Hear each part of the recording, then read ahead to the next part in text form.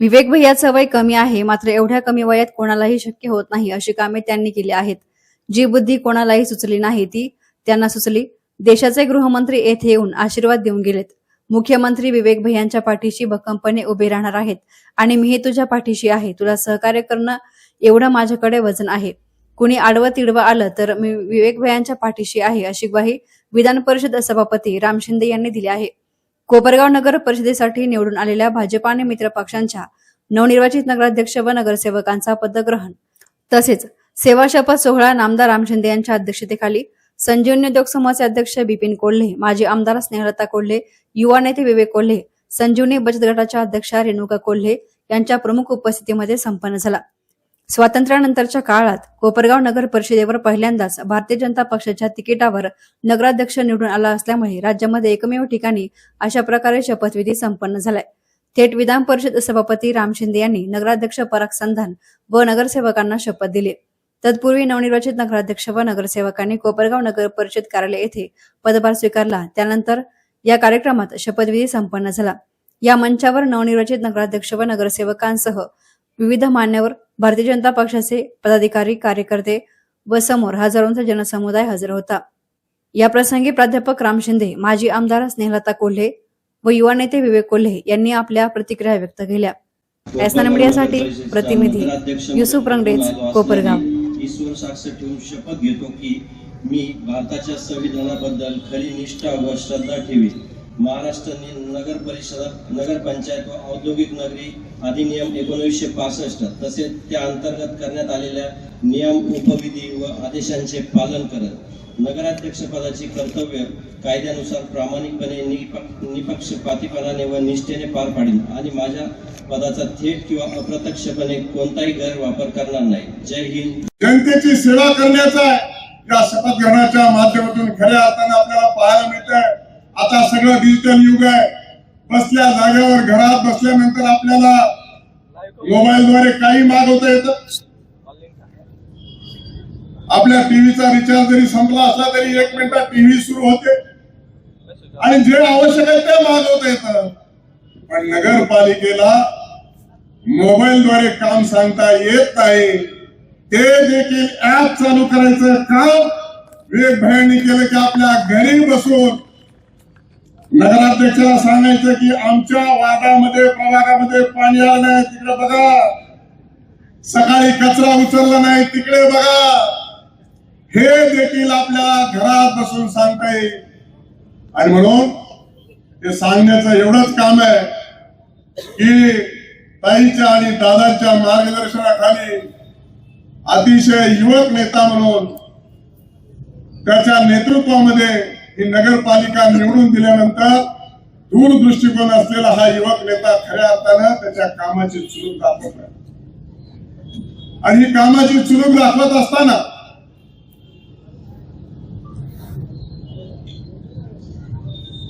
मी जरा मागे जाऊन विवेक भैया दिसायला बारीकच दिसतोय. कानात म्हटलं तुझं वय किती नेमकं सांग. वय अतिशय कमी आहे. पण तुम्ही आता महापालिकेच्या निवडणुका बघितल्या. आता सुरू आहे, 15 तारखेला मतदान आहे. तिकीट नाही मिळाल्याच्या नंतर कसा राडा रपाटा सुरू आहे. मला तिकीट का मिळालं नाही आणि मी कसा लायक आहे आणि मीच कसा निवडून येऊ शकतो, माझ्यावर कसा अन्याय झालाय, हे सगळं आपण वेगवेगळ्या माध्यमांच्या द्वारे पाहतोय. पण 2024 ला एवढ्या कमी वयात असलेला विवेक भैया त्यांनी 2 पावलं मागे घेतली. कोणासाठी घेतली? पक्षासाठी, नेतृत्वासाठी, आपल्या मतदारसंघासाठी.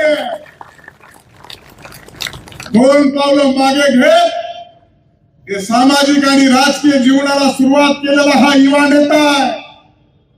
आणि त्याच्यावरती प्रचंड असा विश्वास व्यक्त करत तुम्ही ही नगरपालिका निवडून दिलेली आहे. खरं तर वास्तविक पाहता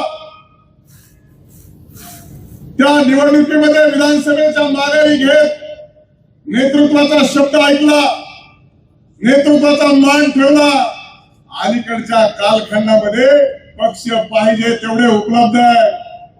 एक नाही तर दुसरा, दुसरा नाही तर तिसरा, पण काही झालं तरी उभा राहणार. ही भूमिका असताना एवढ्या तरुण वयामध्ये 2 पावलं मागे सरायचं, हे विवेक भैयामध्ये कुठून आला समजूतदारपणा, कुठून आला हा परिपक्वतापणा. शेवटी स्वर्गीय शंकरराव कोल्हे यांचा नातू म्हणून या भागाचा सर्वांगीण विकास करण्याचं हे धोरण आणि हेच खरं शंकररावजी कोल्हे यांना भावपूर्ण श्रद्धांजली होईल. आणि त्यांचा नातू म्हणून मला या जनतेत सिद्ध व्हायचंय, म्हणून ही भूमिका घेतली. त्या भूमिकेचं स्वागत करत नगरपालिकेमध्ये प्रचंड विश्वास व्यक्त करत 30 मध्ये 19 नगरसेवक आणि थेट जनतेतून नगराध्यक्ष आपण निवडून दिला. त्याबद्दल राज्याचा विधान परिषदेचा सभापती म्हणून मी तुमचं अभिनंदन आणि आभार मानण्यासाठी उपस्थित आहे. खरं तर तू नशीबवान आहेस. तुला जी बुद्धी सुचली ती इतर कोणाला कदाचित सुचली नसेल.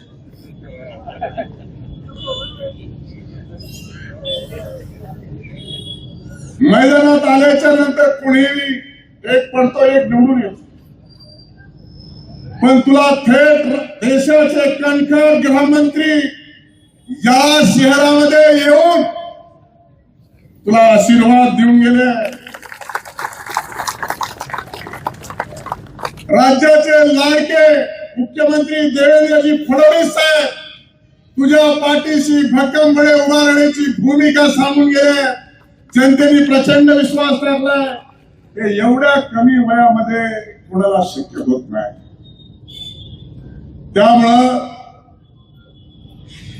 तू जे धोरण स्वीकारलं, तू जे हा समजूतदारपणा स्वीकारला, निश्चित भविष्यामध्ये खरं तर मी अनेक नेत्यांची पोरं बघतो. कारण माझा बाप काय मंत्री किंवा पुढारी नव्हता म्हणून मला तो बोलण्याचा अधिकार आहे. कारण आता माझा ज्यावेळेस पोरगा येईल त्यावेळेस ही चर्चा होऊ शकते. आणि माझं पोरग राजकारणात यासारखी काही परिस्थिती नाही बारीक आहे. पण पुढाऱ्याच्या घरी जन्मलेलं पोरगा एवढं चांगुलपणा, समजूतदारपणा, परिपक्वता आणि योग्य ठिकाणी योग्य कसं बोलायचं, आलेला वार कसा परतून लावायचा, हे विवेक भैयाकडून शिकून जात. आणि म्हणून एवढ्या कमी वयामध्ये देशाचे अमितभाई शहा गृहमंत्री यांच्याकडून तुझी स्तुती सुमन झाली.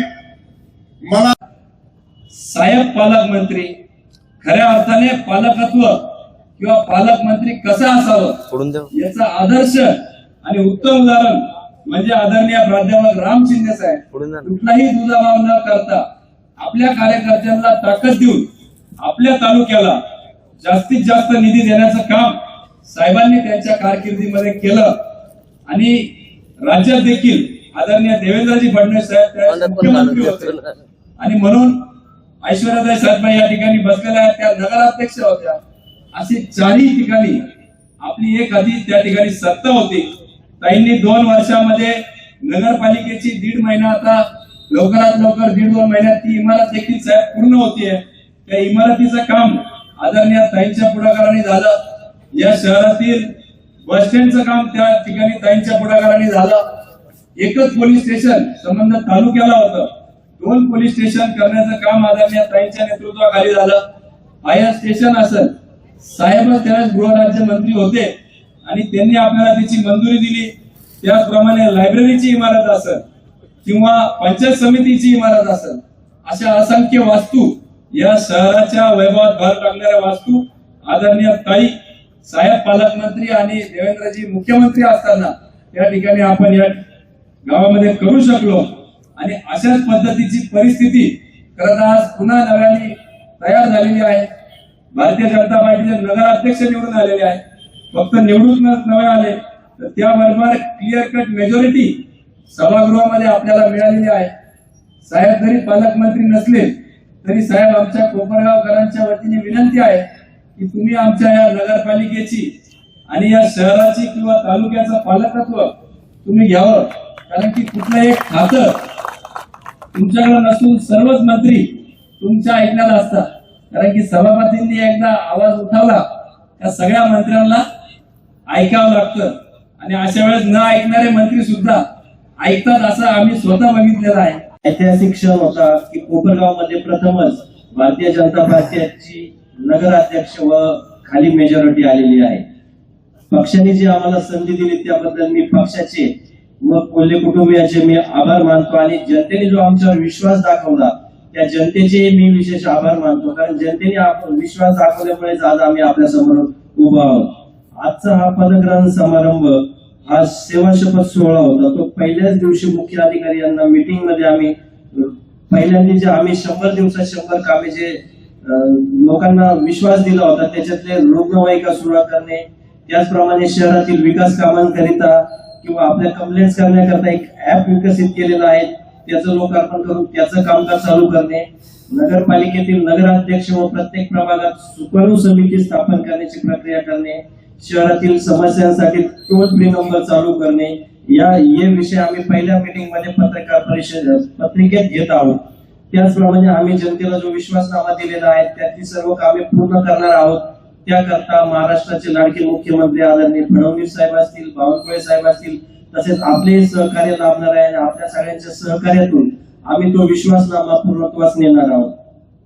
साहेब, प्रामाणिक जर इच्छा असेल तर नागरिक सुद्धा सहकार्य करतात आणि सामाजिक जाणीव ठेवतात. त्याचाच आज मला प्रत्यय आला. कारण आमच्या शहरात ज्यावेळी आम्ही बघत होतो तर शहरात महिला आणि पुरुषांसाठी एकही स्वच्छतागृह नव्हतं आणि हा जो आम्ही विश्वासनाम्यात जो आम्ही विषय घेतलेला होता त्याला अनुसरून एक सामाजिक जाणीव ठेवत डॉक्टर किशोरजी नागरे सर जे डेंटिस्ट आहेत ज्यांचं स्वतःचं क्लिनिक आपल्या एसटी स्टँड समोर आहे, त्यांनी स्वतःच्या हॉस्पिटल मधील महिला भगिनींसाठी स्वच्छतागृह महिलांसाठी खुलं करून देण्याचा निर्णय घेतलेला आहे आणि तो नगरपालिकेकडे हँडओव्हर करण्याचा निर्णय घेतला आहे.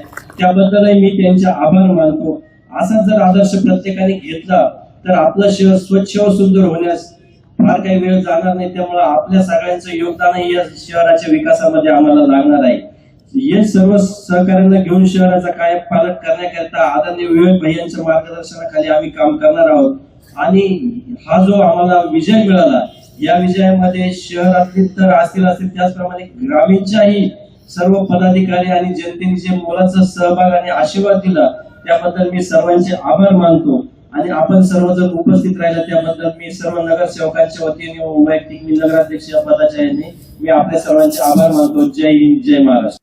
एसएन मीडियासाठी प्रतिनिधी युसुफ रंगडेज, कोपरगाव.